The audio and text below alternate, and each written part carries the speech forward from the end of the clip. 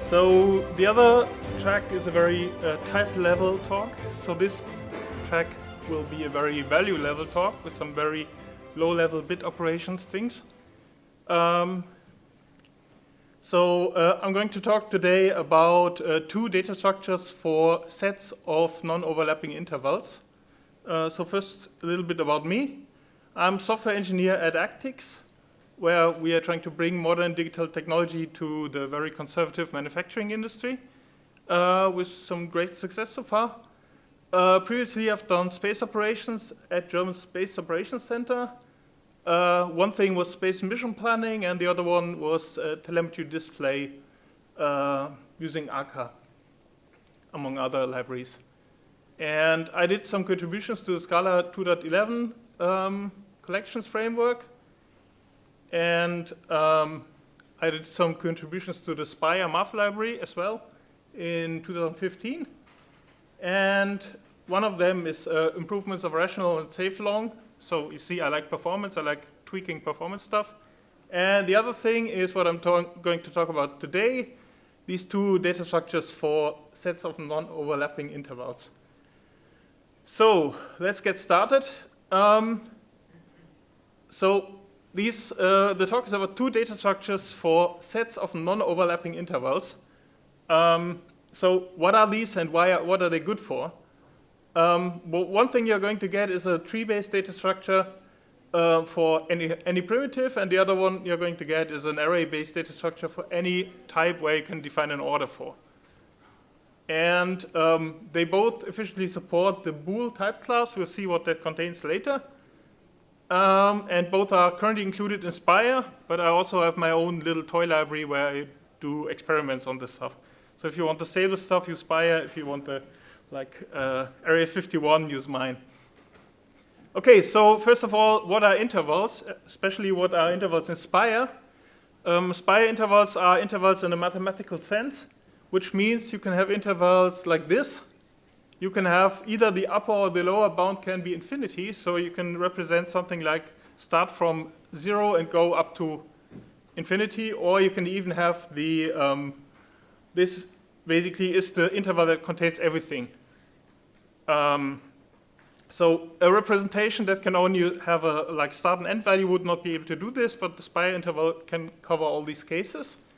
Another thing is Spire intervals are able to cover able to distinguish between a value being included, so here 0 is included, and this is 0 being excluded.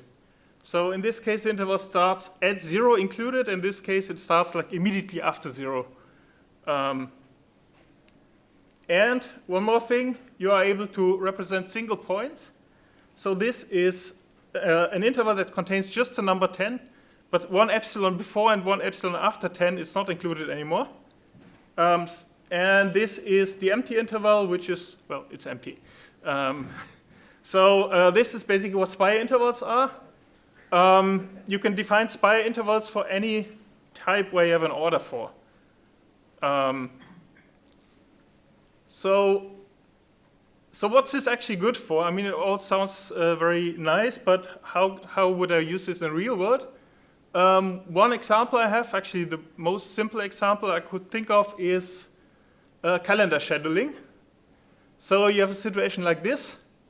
You have lots of people that have different activities. And for example, you have to find a place for a correct date for a meeting.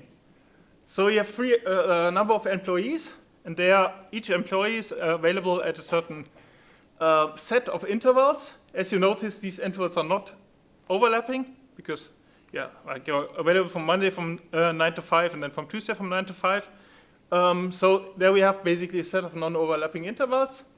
And then your task might be something like figure out where A, B, and C are available. So where can you have a meeting where A, B, and C need to participate? Then you would basically be able to perform operations on these sets of non-overlapping intervals to say, I want all places where A and B and C are available.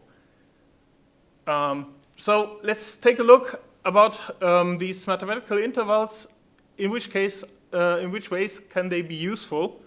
So let's say you want to model something like an employee that has no constraints whatsoever. It's some poor DevOps guy who gets called in the middle of the night to fix something, so he's always available. Then you could represent this as the interval that contains everything.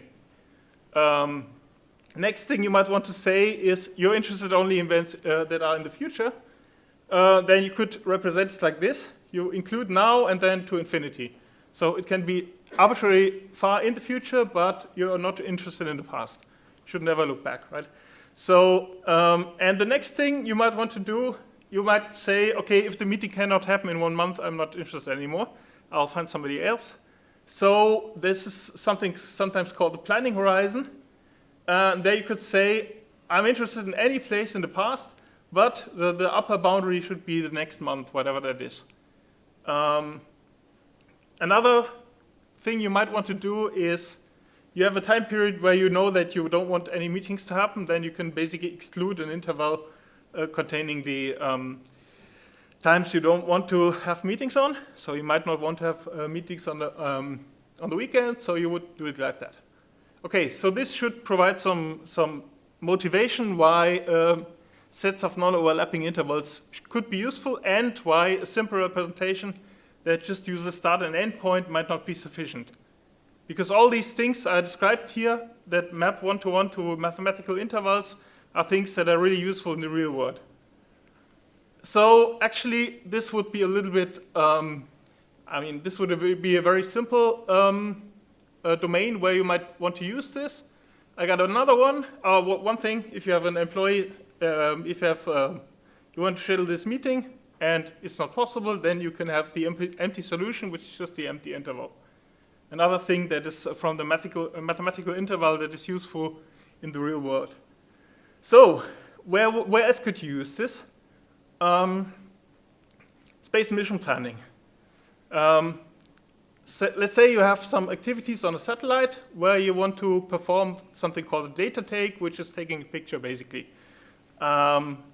So it's basically the same thing as with the employees. You have certain activities which can only happen if there are certain constraints are met. So for example, you might have power constraints, which means you can only make a picture if you have enough power to actually do it. If you run out in the middle, it doesn't do anybody any good.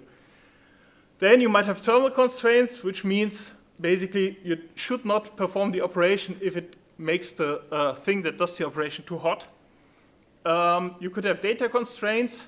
It doesn't make sense to take a picture if you don't have the memory to store it. And you could have geometric constraints. The simplest would be to take a picture, you have to be over the target. And each of these constraints can be represented as a set of non-overlapping intervals. You might have to do some complex operations to get, for example, these power constraints. But at some point in the pipeline, you get basically these power constraints as a set of intervals where it's possible, and then you can continue to do operations with it. So another example would be production planning. This is not a factory where Actix is active at this point, but I like rockets, so anyway. It's basically the same thing again. You have equipment, which has to be available, obviously, if you want to produce something. You have personnel, which has to be available. You have raw materials. If you don't have raw materials, then the other things are not going to do you any good. And you have some kind of target delivery date. So it might not make sense to produce the thing at the time because the target delivery date is 1 year in the future, or it is one day in the past, and the customer is annoyed at you anyway. So these are the constraints, and again, these things can be modeled as sets of non-overlapping intervals of times. As you can imagine, in these examples, the sets are getting a little bit bigger than for calendar scheduling. You might have lots of different opportunities to do something, And out of this huge set of opportunities, you have to select a single one, which means it's a little bit more complex and a little bit more performance sensitive. Okay, so by now, basically, we should have a rough idea what this could be good for. So why should we implement it as a functional data structure? So first of all, are mutable data structures faster? Well, they might be, but in this case, this is actually really, really fast. I'll have some benchmarks to show. So no. Next thing is automatic scheduling of basically automatically figuring out when something should happen involves trying different things. So you might have some kind of big solution that you have at the moment, do a small change, see if the change made things better, and if the change was not good, if it didn't improve your overall quality function, whatever, then you might want to just discard the change. And if you have a functional data structure, obviously that's completely trivial. You just throw away the pointer to the thing, and the garbage collector will take care of the rest. So that's what I would say. Backtracking is for free due to structural sharing. So you can make a small change. It won't have a big impact. It will be fast. And then if you don't need it, you just throw it away. And another thing, functional programming allows programming a model that is safe for planning domain experts. So if you have a mathematician who does the actual planning, he's not comfortable chasing bugs in low-level C++ code. I mean, who likes that?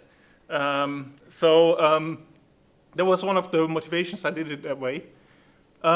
So let's, now that we have out of the way, now that you figured out that we actually would like to have this, let's try to think about how we would actually build it. So here is a little example of an interval set. So from 0 to 1, from 4 to 5, and from 10 to infinity.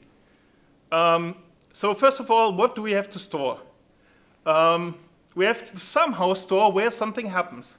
So the values, basically, 0, 1, 4, 5, 10. We don't know where, but we have to store it somewhere. I think that's pretty clear. And the next thing is we have to store what happens. And there are a total of 6 different cases.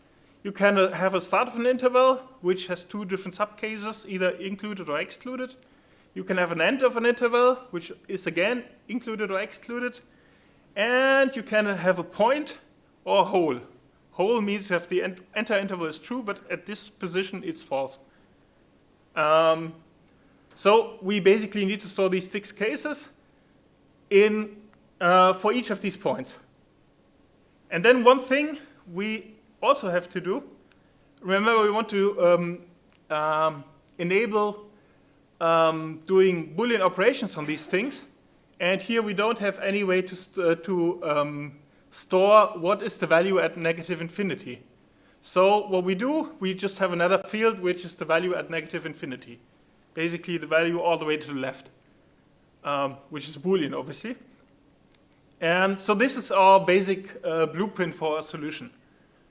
We need to store these things, and then we need to find a clever way to somehow implement operations with this.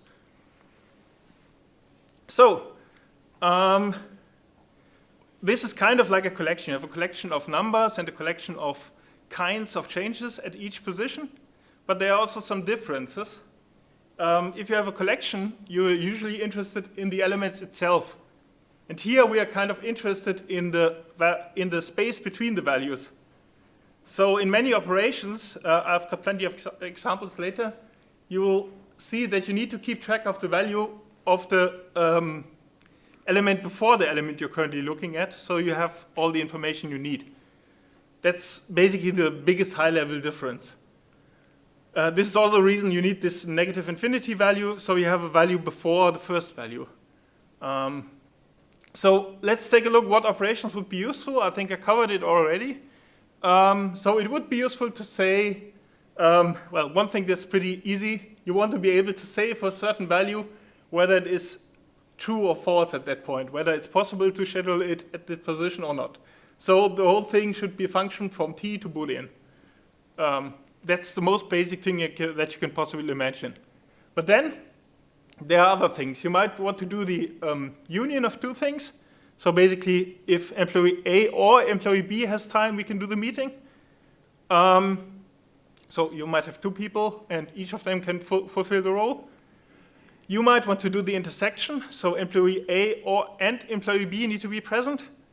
You might want to do a negation. So you have a certain interval where, for some reason, it's not possible to do the meeting at all because the meeting room is busy. Then you might want to exclude that interval. That means you need a negation of an interval set, which is tricky if you do not choose the right representation. And XOR kind of comes out of these other things. So it is difficult to come up with a good example for XOR, but it's just for completeness sake. So other things you might want to do, you might want to check if two interval sets intersect without actually computing the intersection. So, well, basically you just want to see if there is any point in time where employee A and employee B are available, but you're not interested in the actual time. This can be implemented more efficiently because, of course, it doesn't need to create an object. It just tells you whether there is an intersection or not. And the next thing is you might want to know whether one interval set is a superset of the other interval set. Currently can't think of a good example, but I'm sure there is one. For why this might be useful, the reason I implemented this is that I wanted to have a partial order instance for these interval sets. Yeah, his proper superset of is also there. And of course, this is, by the way, this is the only intersection, the only adapter you have to the Scala collections. You want to be able to list the intervals which constitute the interval set. So I made it traversable. I heard that they're on the way out, but I like them. So there's a traversable that can give you all intervals, and then you can go do whatever Scala collection thing you want to with them. And that's it. I mean, there are a few more methods, but this is the most important stuff. And if you take a look at these, there is a Boolean type class in algebra.lattice.bool, which looks like this. In order to have a Bool type class, you have to have an AND operation, which is possible for every t. You have to have an OR operation. Yep, we have that. You have to have complement, which means you have to negate. You have to be able to negate an interval set. We can do that. At least we promised so far that we can do it. And now it's getting interesting. A zero element, we have that. It's the interval set which contains nothing. And one element, we also have that. It's the interval set that contains everything. So, at least what we've promised so far, we can implement this Boolean type class. And that's quite useful because you can then use it in different abstract contexts. By the way, one thing that you can implement, cannot implement Bool for is a single interval, because a single interval, if you compute the union of two intervals that do not overlap, in Spire currently you get this back, which of course is not correct because this is there are values here like 1.5 which are not in this interval set but are in this one. So currently for the Spire interval it's not possible to implement Bool, but for interval set it is possible. And another thing, an interval in Spire cannot be negated, because if you negate it, you get a hole, and a hole are two intervals. So our interval set is in this case a little bit more powerful than a single interval. And now let's take a look. Now we have basically described what we want. Now let's take a look at the two implementation options with a very simple one first. The simplest solution would be to have a flat sorted array. So you have basically an object which contains the below all value, the value at negative infinity, and a value and a kind array. So this would be the interval set that we have shown before. You have this array of values, and you have an array of kinds. I have used these symbols. I hope it's kind of clear what it means. And these two arrays have the same size, so you can correlate between them. I mean, you could even do this as an array of tuples, but this is more efficient in memory because it's two nice chunky arrays instead of an array of pointers. So, and then obviously if you have an interval like 0 to 1, it's made up of these elements, and if you have the interval from 10 to infinity, it's made of this value and this kind. So this would be the very simplest possible solution you could ever think of. And actually I implemented that, but there's another solution, which is to use some kind of tree. Again, you have to have some kind of object which contains the below all value, the value at negative infinity, and you have a tree.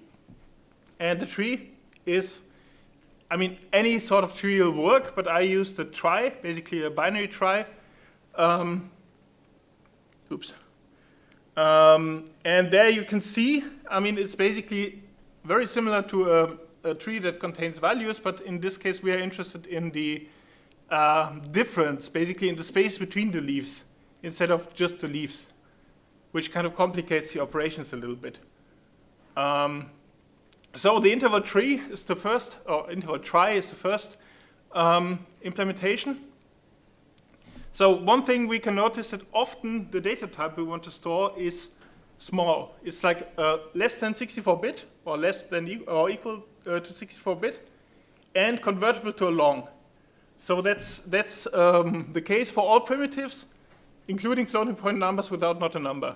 So if you have a floating point number, you can convert it to long without losing any of the order information. And you can also convert it quickly back. There are some Java long dot whatever methods for that. And java.time.instant, which is new in Java 8, I think, that you would also be able to convert to a long with millisecond precision.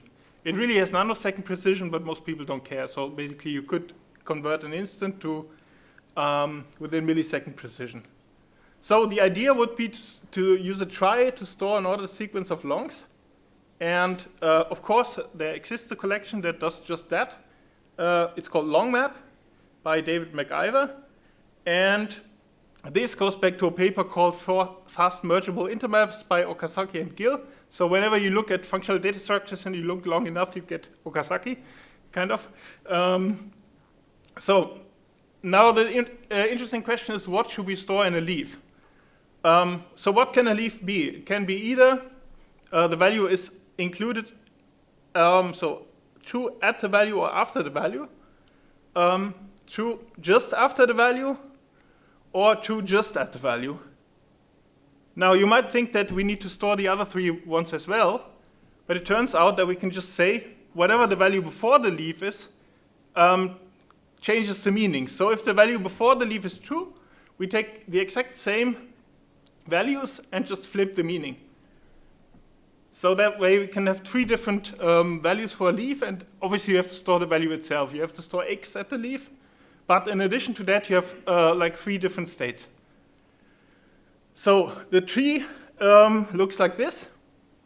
You have a prefix, which is again an unsigned long encoded position of the center of the node.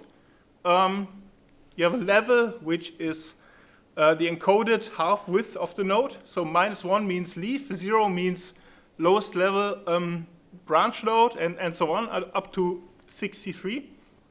This kind of tree can never get deeper than 63. So we don't have to worry about it being degenerated to a list or something. It's automatically always in the same shape. And then we store a sign, which is true if the value before the node and the value after the node is different. So if you have, for example, a leaf that starts an interval, the sign would be true. But if you have a leaf that is just a point that starts and stops, the sign would be false. And this is basically the only bit of summary information that we need for a node. So a leaf node looks like this. You have a prefix, which again is somehow encoded the value. So if the value is a byte, you somehow encode it to a long. We have the value at the position, again assuming that before the leaf it is false. And we have the value after the leaf, which is this sign. And this is what the leaf is. Very simple and also very compact in memory. As you notice, this is 8 bytes. This is 1 byte, this is 1 byte, and then you have the usual class overhead. But the thing is that this long, and here you have less than 8 byte, so it's 2 longs basically, in addition to the typical overhead, assuming that they are packed by 8 bytes, but anyway. So branch node looks like this. you have a prefix, which is the common prefix of all subnodes. So if you have two subnodes with, then you just compute the common prefix, the bits of the values which are common. Then you have a level, which tells you what height this node is. And then you have left and right. Left and right can be either branches or leaves, but they cannot be null. So you always have two children. And here we have the summary information. The summary information can be computed from the leaves, from the children, but we store it in a val so we can quickly access it. That's why it's summary information. We could make this a def, but then everything would be slow. Because we would have to evaluate it every single time for a tree. And yeah, I explained that as well. And the result, no, wait a second. So this is this top level object, which we use just to store the value at negative infinity. So we have the value at negative infinity, and we have the tree itself. And this can be 0, null. Sorry about that, but it's just very much more efficient to have null in this. But on the outside, you'll never ever see any null or anything. It's just on the inside to make things more efficient. So basically, storing some kind of guard value is less efficient than having null there. But as I said, you'll never be able to observe it from the outside. So let's take a look how very simple instances of this thing look. So the interval that goes from minus infinity to infinity is encoded like this. You have the below all value as true. And since there's never any change, you have stored null here. So it's true from minus infinity to positive infinity. And this is the empty interval, which is exactly the same, except that the below all value is false. So it is false and it remains false. As you can see, there's no tree involved here. It's just this wrapper object. So this is interesting. This is three different things that are involved in number 10. This is the interval from negative infinity to 10, which means, of course, we start with true at negative infinity. Then we have here the encoded value of 10. Just to save a little bit of space, I used 8 bits. In reality, it's 64 bits, but I think it doesn't change anything. And then you have at true, which means there is a change at the value, so 10 is not included anymore, and afterwards it's still true, which means this combined with this means that after 10 it's false. Then the same for 10. You start with negative infinity false, then you have again the same value, obviously, and you have add true and sign false, which means there's only a little bump exactly at the value, and then it goes continues to false. And this is again the same thing. You start with false, and then you have a change at the value and also after the value. So these are the 3 different things, but actually there's one more. This is basically a hole at position 10. There should be a 10 here, it's a typo. It means that basically you start with true at negative infinity, then you have a hole here, and then afterwards it stays the same as before. So this means that there's not a one-to-one correspondence between the number of nodes you have and the number of intervals you have. This is a hole, it has 2 intervals, but nevertheless it's just 1 node in the tree. So here's a more bigger example. So here you have this interval set which I've shown before as a tree. As you can see, there are leaves, and one thing to remark is that the depth of this tree can never become more than 63, but usually for not extremely degenerate data set, it will always be relatively flat, automatically. So it doesn't need to be balanced in any way. It's just self-balancing, basically, because if your numbers are equally spaced, then this tree will have roughly the same depth everywhere. To get a really degenerate tree, you would have to have a sequence of like 1, 2, 4, 8, and so on, which is not very common. Okay, so equality and hash code, just a little remark.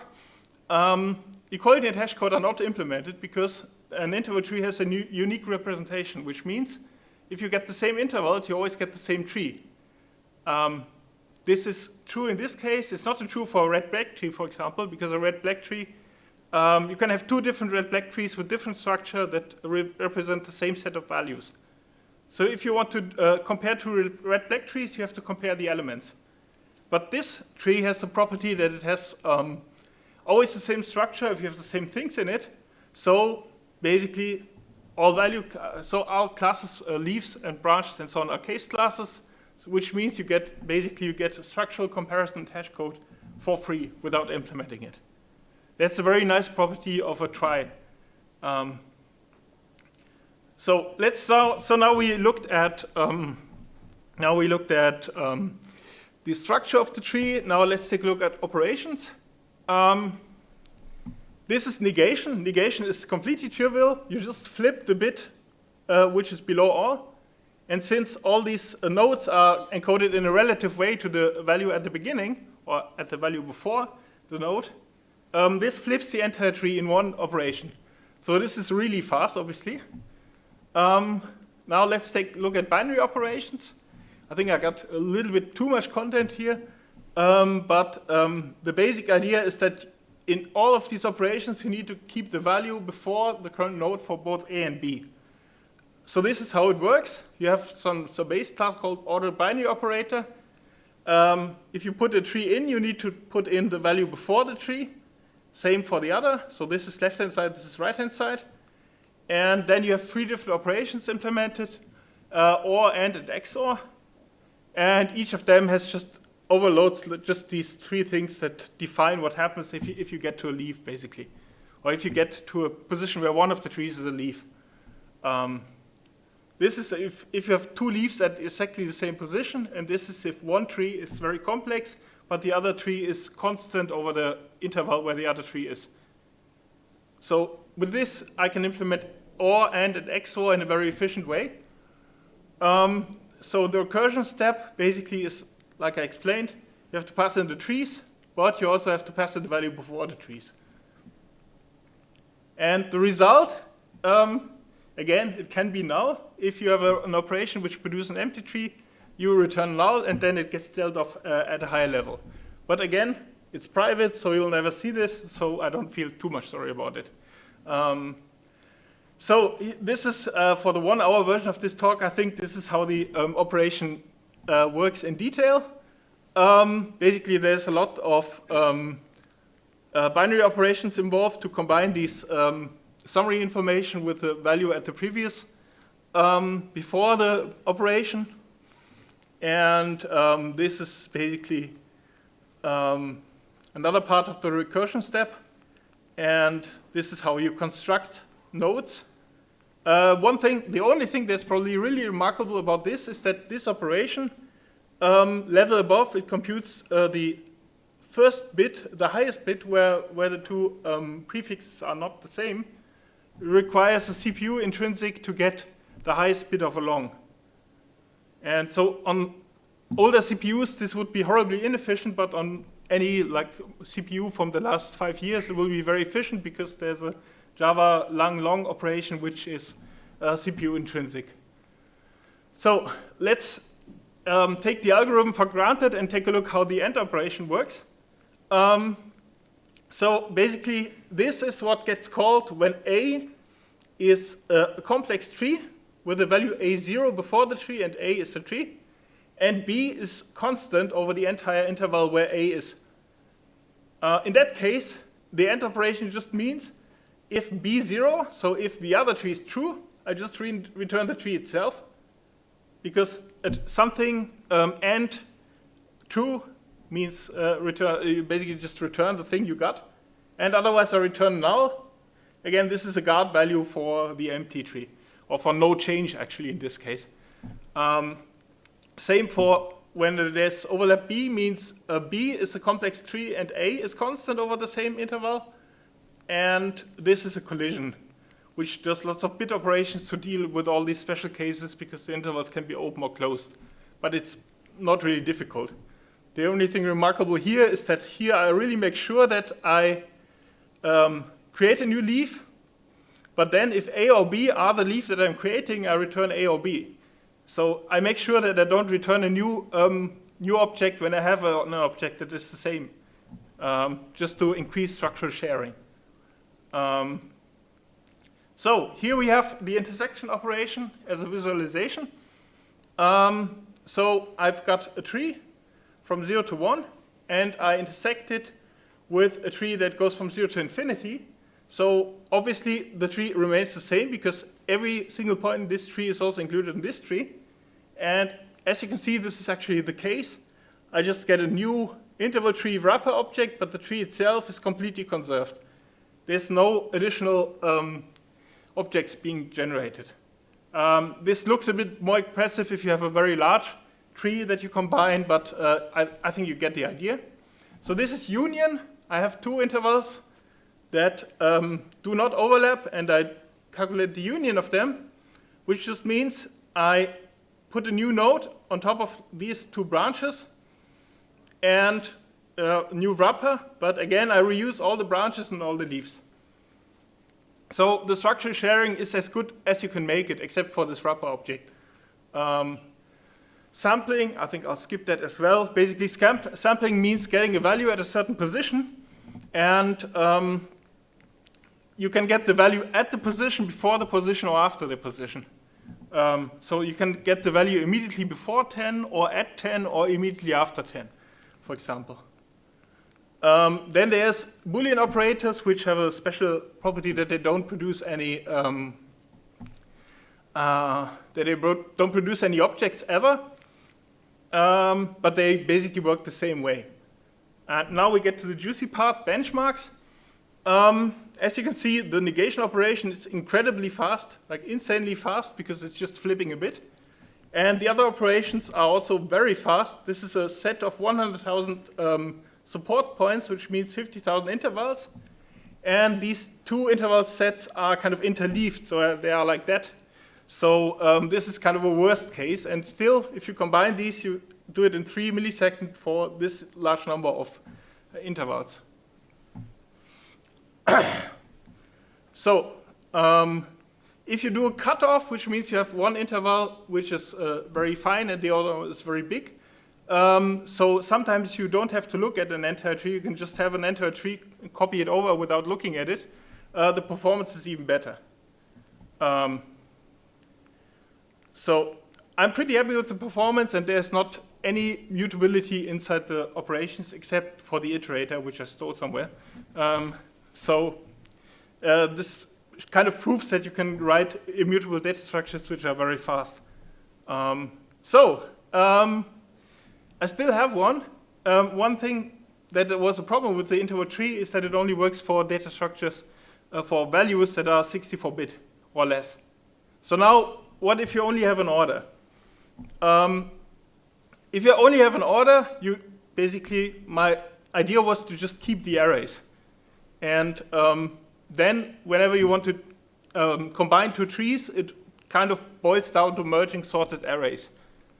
And one thing to remark about this is that the comparison usually is very, very expensive in these cases. Imagine you have some kind of big tuple, or you have a rational number, and you want to compare them.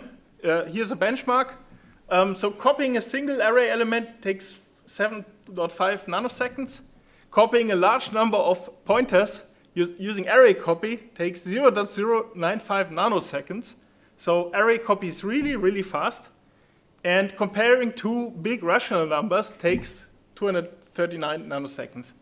So the conclusion, forget about cost of copying arrays. It's basically free. I mean, it's not free if you're working with integers, but if you're working with some kind of heavy things which are difficult to compare, then the cost of copying the pointer is just forget about it. So, so what we need is an operation to merge two sorted arrays in an efficient way. I mean, obviously we have to create a new array because we're doing functional data structures, so there's no way of avoiding that. But we need to do a merge of two sorted arrays with the minimum number of comparisons. And this is actually described in Knut. But the algorithm there is complex, and also what I really don't like, it doesn't degrade well if you have a cheap comparison. So if you have an expensive comparison, obviously it's asymptotically optimal, so you're not going to get any better. But if you have a cheap comparison, then it's kind of does not degrade well.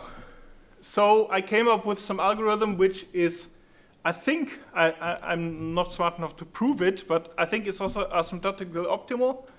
And if somebody can tell me how this thing is called, I'll buy you beer. So how does it work? First of all, if you have a situation like this, you have two sequences which are completely disjoint, then it's kind of obvious that you should be able to merge them without having to compare every single element here with those. You just have to guess that this is smaller than this, and then you can just concatenate them. So like this. Now this is the worst case. You have two sequences which are interleaved, and then there's no way around it. You have to do all the comparisons. But the cases in the real world are always somewhere in between. So the idea is basically to get the maximum value out of each comparison. So you have this sequence and this sequence, and now you want to do a comparison. So which do you compare? I think it's pretty clear that you want to fill out the maximum number of these fields. So you compare the middle element of the one array to the middle element of the other array. And then you somehow have to live with that information and somehow use it. So this is how the algorithm works. Basically, you do a binary search of the middle element of the one array in the other array, and then you just merge the part that is on the left-hand side and merge the part that is on the right-hand side. This goes too far, but I just want to show how the operation itself is implemented. It looks very similar to the tree-based operation. So basically, this is from A, meaning B is constant for a certain span, and from A I got A1 to A0 to A1, so elements A0 to A1 of the array A. And what I do is, if B is constant, if B is true, and I compute and true, I just copy all elements from A to the result. There's somewhere, I'm very, I like functional programming, but there's a mutable builder somewhere in there. So, and this copy A method just takes all elements from A0 to A1 and copies to this result buffer using system array copy, which, as we've seen, is really, really fast. And this is from B, and this is collision. It's, well, unremarkable, but the important thing is it looks very similar to the tree-based operation. So let's take a look at the benchmark number. So how quick is this? Again, the sequence-based data structure is not meant for simple numbers like longs, but in order to do a fair comparison and in order to check the behavior when if it degrades well for cheap comparisons, I used long as well here. So the benchmark numbers, again, exactly the same conditions. 100,000 support points, 50,000 intervals, and interleaved, which is the worst case. I get 5 milliseconds for union, I get 2 milliseconds for intersection, and I get something like that for XOR. It's bigger because the result is bigger, basically. If I do XOR, I never lose information, so the result will be bigger. And negation, that's one thing. Negation is now not a O of 1 operation anymore. So it's very cheap, but it's not like almost for free. So these are microseconds, which is actually a long time compared to the other one, which is nanoseconds. And now cutoff, meaning that I have two arrays where they are not completely interleaved. Same conditions, and I get some pretty decent numbers. I mean, I still see an improvement compared to the interleaved case, which means that I still have to copy the same number of elements, but I don't have to do the same number of comparisons. Because I can often detect that large chunks of one array are continuous, and I can just copy them over. Okay, so now array versus tree, who wins? Again, both benchmarks were done for long. To be fair, you would never do this actually. If you have a long, you just use an interval try. If you have a rational, for example, you use IntervalSeq. But to compare it, let's take a look. So Interleaved, the worst case, we can see that the array is kind of competitive. It's not quite as fast, but there's one case where the array is actually a little bit faster. But one thing we can see is that the negation operation for the tree is basically almost free, 8 nanoseconds, whereas the negation for the array involves negating the entire array, which tells you for every value which kind it is. So if you have an open interval, you negate it, you get a closed interval, and so on. But that's an operation which is very quick, but O of n. So this is O of the number of elements in the number of points, support points in the interval. So as you can see, there is a difference here, but all in all, the array does pretty well, which is what I said. Basically, it degrades well in the case of a very cheap comparison operation. I mean, you don't get any cheaper comparison operation than long. Now let's take a look at the cutoff case.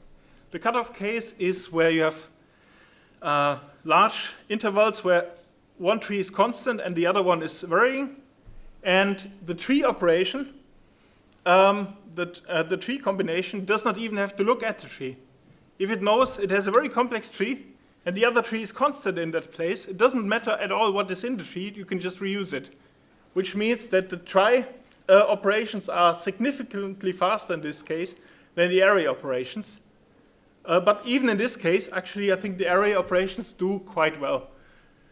So, I mean, they are not like astronomically slower. They are just a factor of, I don't know, 10 slower. So all in all, the array-based operations are a very good general data structure, but the trie operations are, the trie data structure is, well, insanely fast in comparison. So that's it. And basically, if you want to use this, there's two ways. You can either use the Spire library, and there's this extra package called Spire Extras, appropriately, where these two data structures are included. And you need Spire anyway, because Spire contains the interval type. Or you can use my playground library, which is also in Maven. It's also test covered, but it has a dependency on Spire, so there's not really a big advantage to using my library. Again, this is, I mean, if you just want to use it, I would suggest just using Spire. And this is the presentation if you want to take a look on the internet. And, well, that's it. So, questions? Yep. What kind of tree I use? I mean, a B tree or B plus tree? No, it's a trie. It's a prefix tree. It's a binary prefix tree. It's exactly the same as Scala collection immutable long map. So it's the downside compared to a red-black tree is that it only works for values where you know the bits. Whereas a red-black tree or some other tree works if you just have an order operation. But the advantage is, I mean, one property I really love is this structural, basically that you get the same structure if you add the same values. That's very powerful. So and given that in most times when I work with times, I can somehow map them to long, I thought this was the right choice. So, yeah. So it says a lot of comparison to compare two different intervals. But what about if you have like more, let's call it painting thing, where you have 1,000 room or 1,000 thing, and you want to find the right one. So do you think that this kind of algorithm will work for that? Do you have to compare? So I didn't get the question. So you have 1,000? So you have two intervals. You want to see if these two intervals are equal or match. Yeah. Are compatible somehow. There is 1-to-1 will take 3 milliseconds, but let's say you want to compare 1 against maybe 1,000. Oh, sure. It will also work. I mean, it will work in any combination. If you have one very complex tree and one very simple tree, it will also work. But the algorithm will be fast, because is it going to be the time is going to be 1,000 multiplied by 3 milliseconds, or is it going to be? No, it's going to be fast. I mean, as long as you remain in the set of operations that this support is going to be fast. So this basically minimum comparison merge degrades well in the case that you have one large collection and one element. Then it basically degrades to binary search, which is the best you can do. So even if you have operations where one is big and the other is small, it will be fast. Just try it out. So, any more questions? Okay. Well.